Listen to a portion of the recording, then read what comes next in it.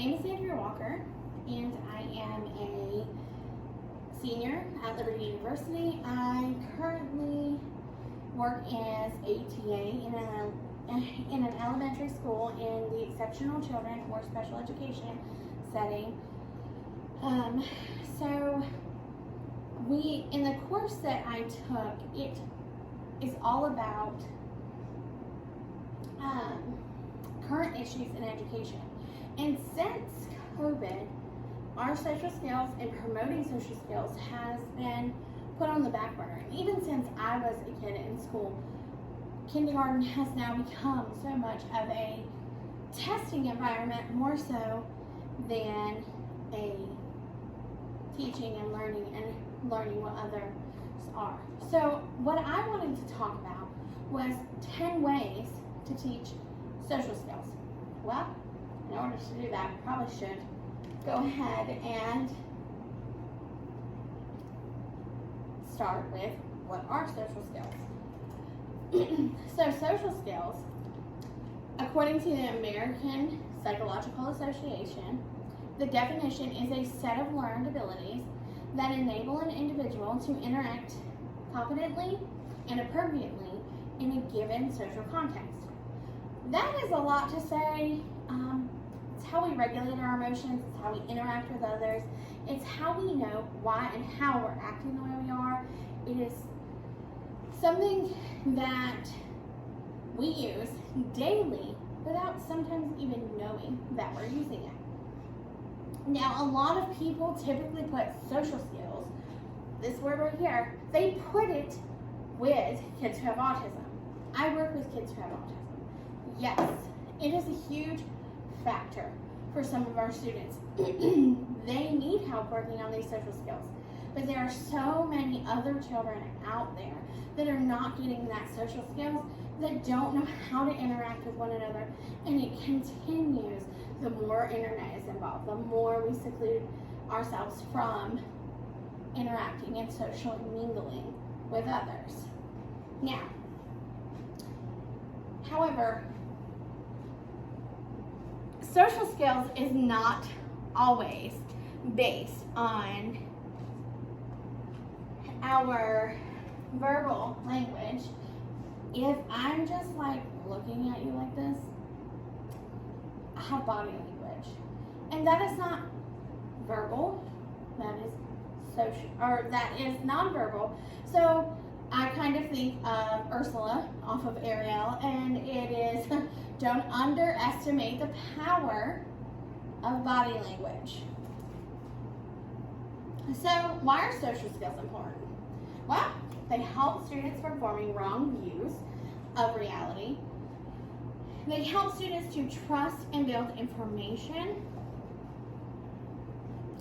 build relationships. They are how we form opinions about things.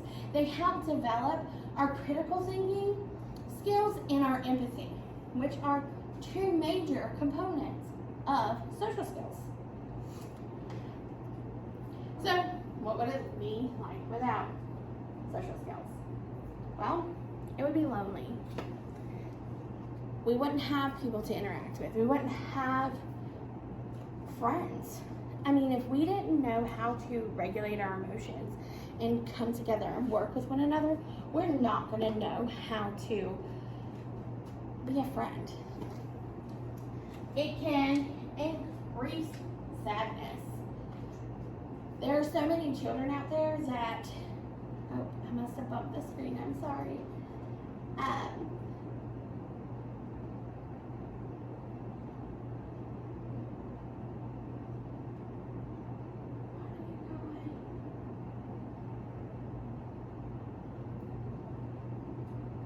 I'm sorry. So the kids will grow up feeling like they are never understood. They will grow up feeling like they're not accepted.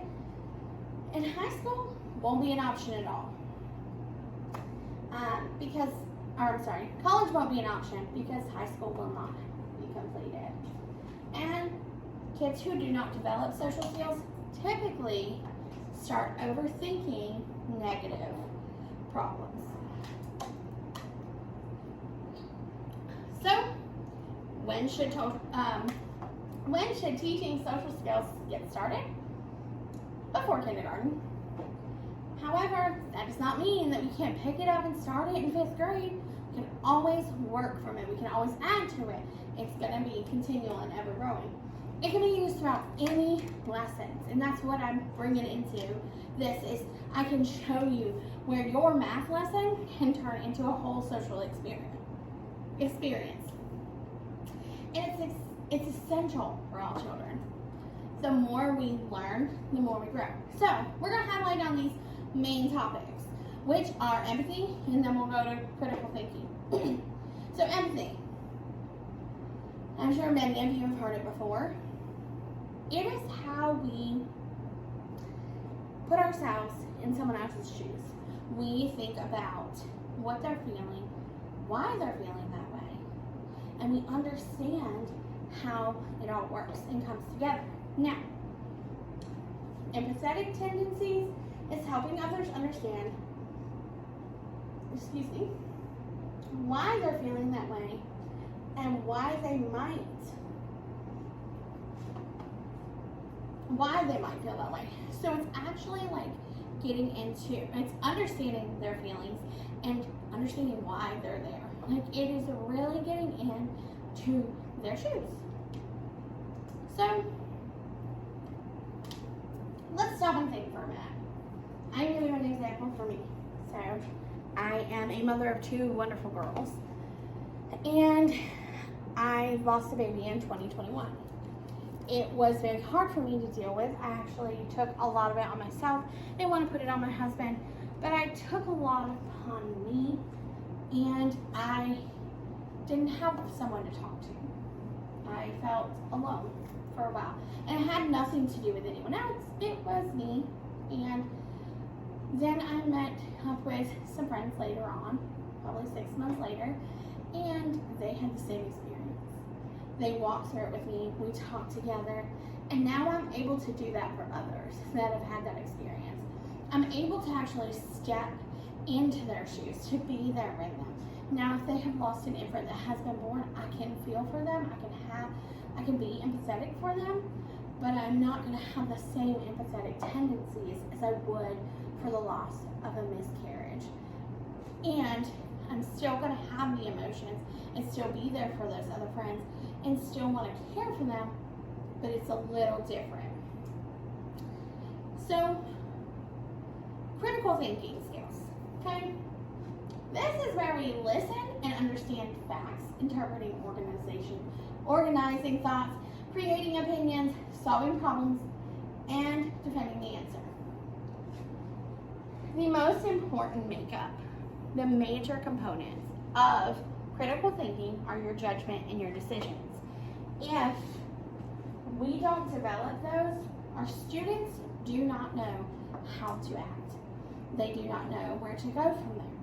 So what I decided to do was give 10 ways to teach our students these skills that will bring the empathetic tendencies or the empathy and the critical thinking and bring them together so we can work on them as a team. So, and these can be used throughout any lesson, like I said. 10 ways to teach social skills. Our first one is going to be classroom management, social stories, social plays, lunch groups, models, teamwork, peer models, online, social situations, and we are going to create videos. Also, I hope everyone grabbed their, I printed these out for you guys, and there's a couple more resources that I have for you. So, we're going to continue to move forward with classroom management. So, for my children who are exceptional, my exceptional children, building routines is like our number one thing. However, it is great for any classroom. Structured settings are amazing. Our kids interact, they learn, they work with it, they come together, they know how to meet expectations. They develop an understanding of behavior through repeated situations. Now, this takes me to social stories. Social stories kind of are my niche. I love social stories. I live for them in a classroom full of children who have autism. I have given you 2 social stories. They're both just offline, personal ones that I wrote. But these are amazing. We read them to our students, and this even works for your little ones. This provides them with a visual. It promotes positive self-talk, meaning you can teach a child through a book that you continuously read that they are a good friend and that they can make those choices that make them a good friend. Now, it also shows positive and negative consequences. A social story is a concise narrative about a situation, concept, behavior, or social skill that is written and implemented according to specific guidelines. And those guidelines factor around your students. So social plays, kind of in that same ballpark. Social plays also promotes positive self-talk. So you literally have students, you can have a group of your students who come up and act out a math problem, but you can also factor in that social piece too. You're like, Jimmy had 5 candy bars. Sally stole 2 of them. Jimmy gave 1 to Sarah.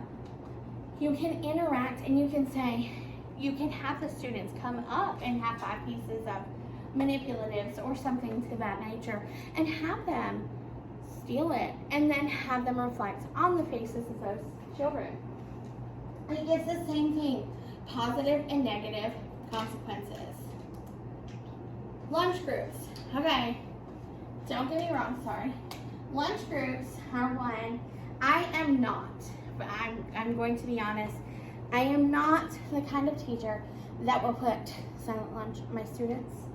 I don't support it. I am not going to hinder you. I'm not going to judge you. I'm not going to be upset with you if you do it to your students. I don't like it because if I don't let them talk in lunch, they're going to come back and talk in my room. However, what I like to do and what I have seen other teachers in my school currently do is they promote social interaction. Excuse me. By giving different lunch groups, rotating throughout the week, allowing students to go here with these 2 children, but also bring in another friend that typically wouldn't be involved in that group. Or bring in a couple more friends that typically wouldn't be involved. So say you have 4 kids, take 2 friends, take 2 other, have them intermingle. You don't even have to choose ones that are friends. Get them talking, get their interest in something else other than what they constantly always talk about. If a kid always talks about softball and they only want to sit with the softball kids, place them with somebody else. Place them with the football kids so they can learn different things. Lunch groups can help students talk about different subjects, relate to others by learning their interests. Models. So I use models often. In our classroom, I can pick up a piece of paper, I can throw it across the room and ask you, was that a good choice? And my students will look at me and be like, why did you throw that paper? And I'll go, why can't I throw the paper? I got frustrated. And they will talk me through how to do that.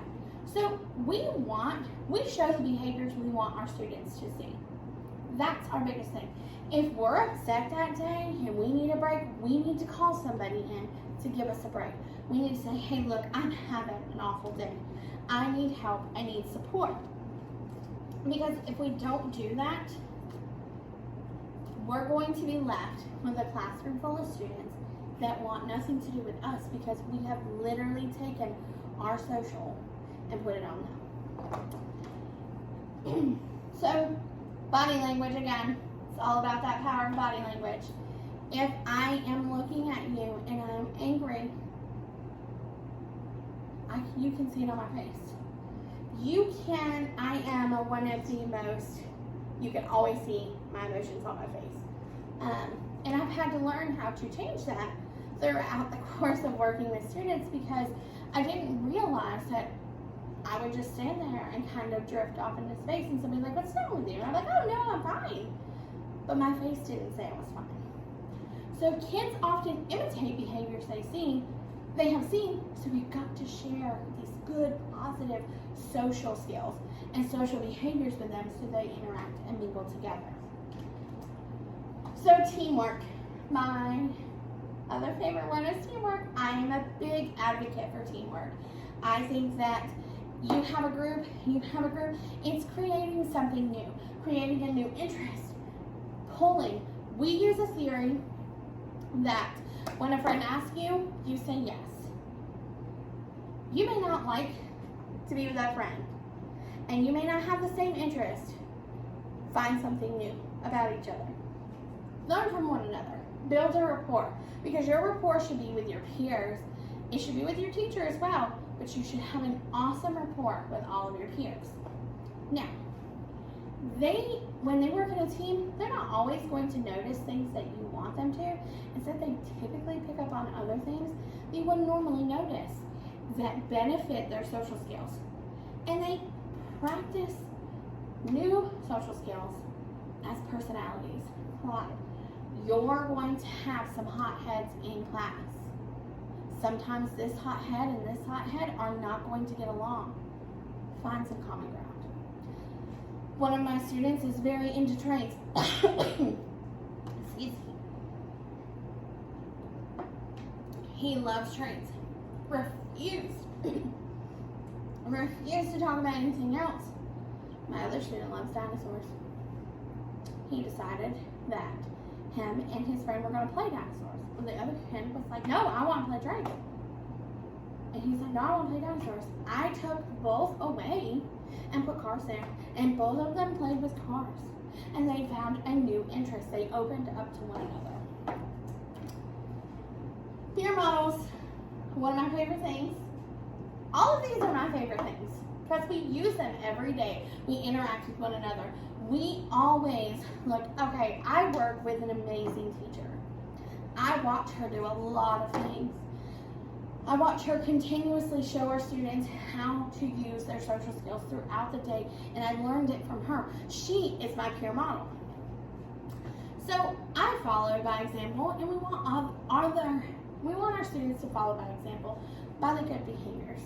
Yes, sometimes we see trickling little negative behaviors in, but if we choose to allocate our attention to the positive behaviors instead of always the negative behaviors, we're going to promote that peer models.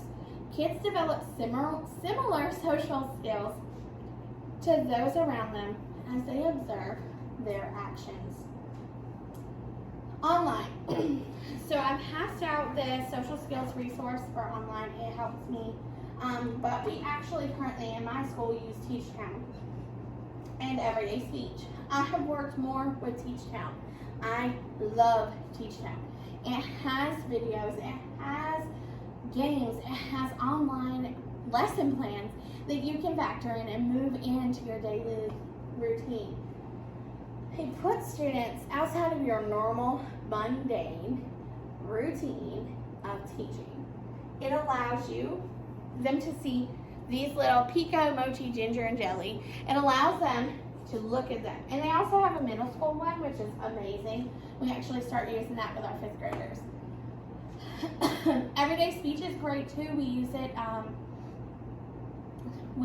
a lot for our higher level students, our students that can read more facial features, but it also teaches them how to do that. And that's one of my favorite things about FactSet. It teaches how to read body language. So,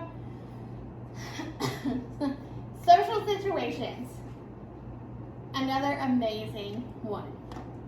Use it every day, any chance you get. Turn and talk.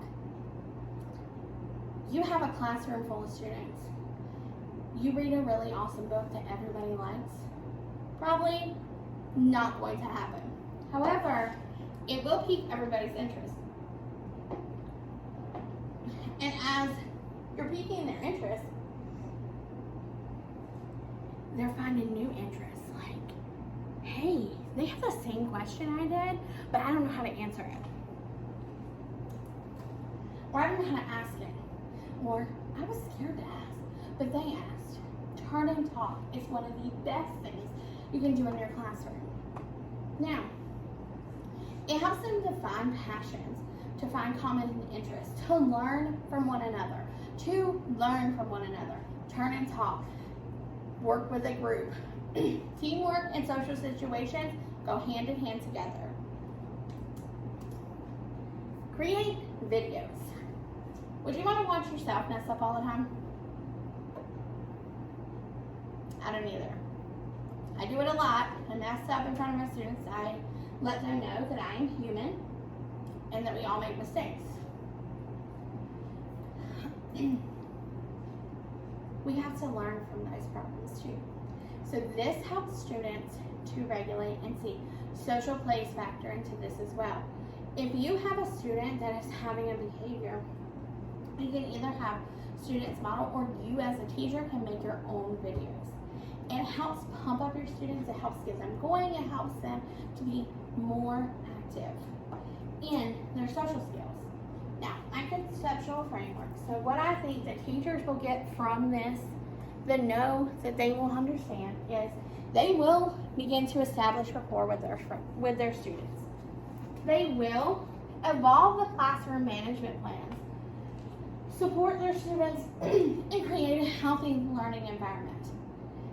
This is not going to happen overnight, but it will change, it will move, it will help these students to understand and grasp emotions.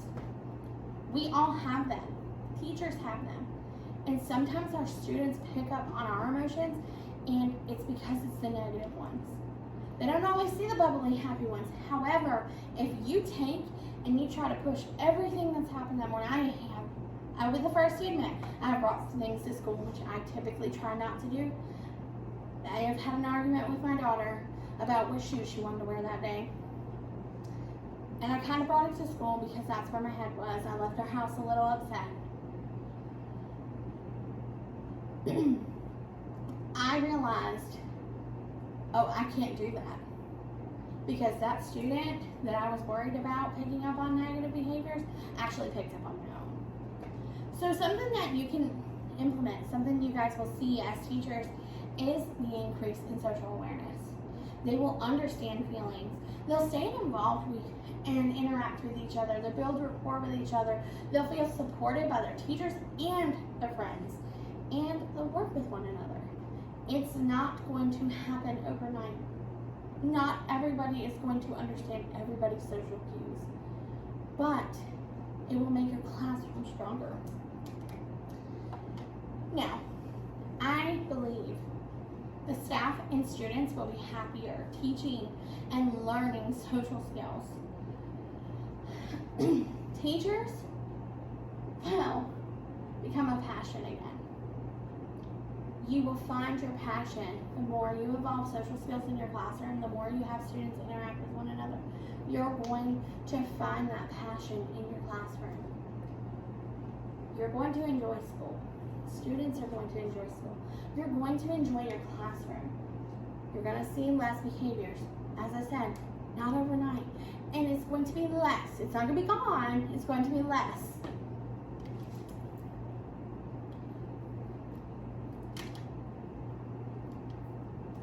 So, we have at Liberty University this thing called SCRIP.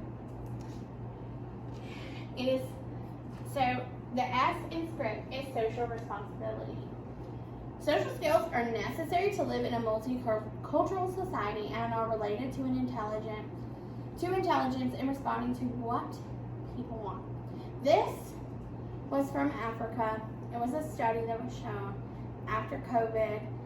You could see the decline, the huge decline in Africa, and it's all over the world. They declined so much that it actually, it was traumatizing to most of the teachers in there. So learning body language, tone of voice, how you're facial expressions, all of those factor in our social skills. That is where our students need our support and our guidance. Students need help encouraging and advocating for others and their own wants and needs. Now, the C in script is commitment. This one, I wanted to highlight classroom management. For me, that's super important. Doesn't always happen every day, especially in an EC world. It sometimes falls apart.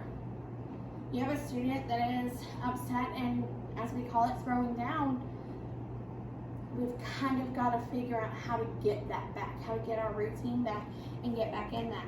It allows you to plan for success when you have classroom management. If you have a student that gets upset daily, then you've got to figure out where it is that you're going wrong. I'm not saying that it is 100% your fault. However, look at your routine, do your research, go back.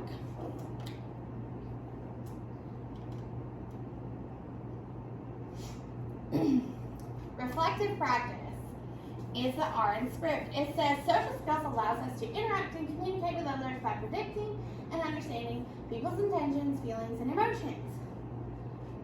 It identifies precursors to events that may happen.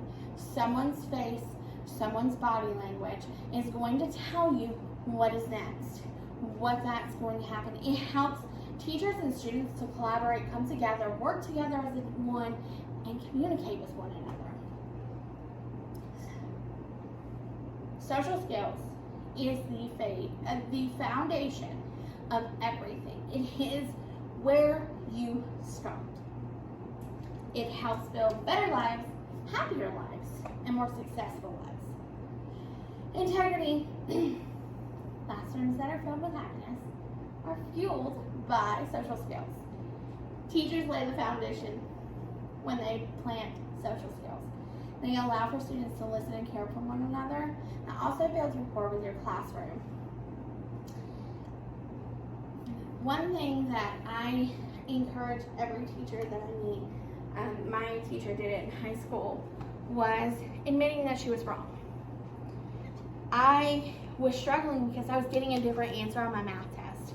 And I got my math test wrong, so I went home and I like to overthink things, of course.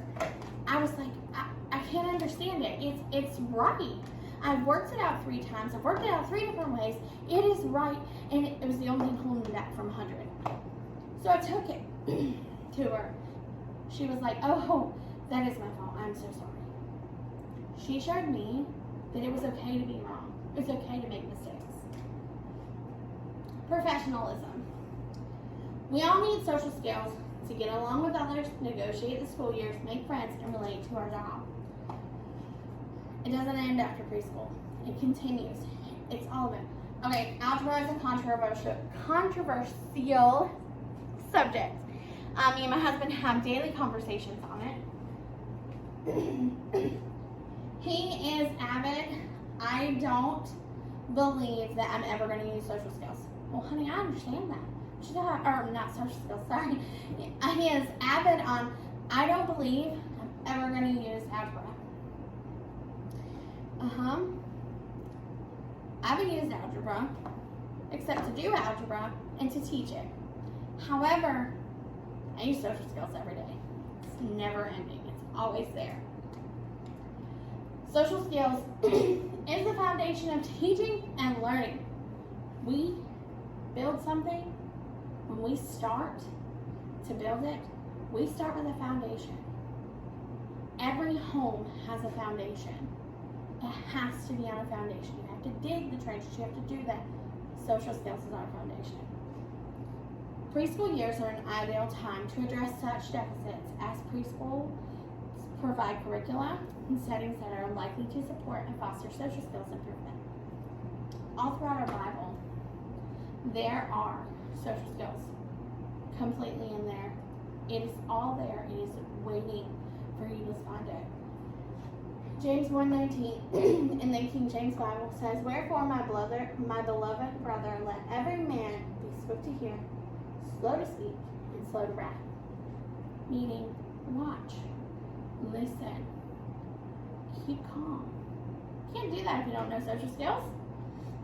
Let the words of my mouth and the meditation of my heart be acceptable in thy sight, O Lord, my strength and my redeemer. Psalms 19:14. Let the words of my mouth and the meditation of my heart. Those are something that you won't receive. You have students that are all over the world. They're angry, they're frustrated, they don't know what's going on. I have listed the references. I emailed this to you guys if you need to see any of these. I thank you for being here with me, for listening, for watching. If you have any questions, you can ask me, email me. I am fully available to you. Thank you.